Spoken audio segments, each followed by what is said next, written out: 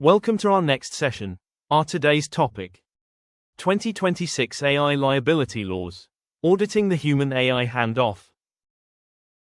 In 2026, the illusion that everything still runs has shifted into your AI stack. At VectorRidge Systems, we are seeing organizations deploy autonomous agents to handle transactions and contracts, yet the executives remain 100% liable for $20 million mistakes. We call this the authority gap.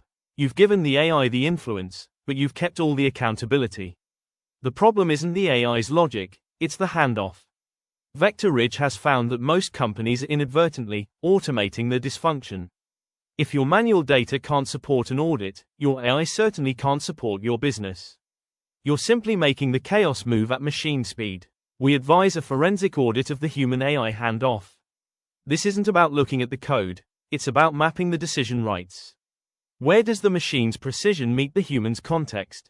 If you can't see that line, you don't have a strategy, you have a liability. VectorRidge Systems helps you map the friction and sequence your interventions. We ensure that your operating model is resilient enough to hold the weight of automated decisions. Stop trusting systems you haven't structurally verified. Let's close the gap. Thank you for watching. Watch for our next trend briefing. Next video drops soon.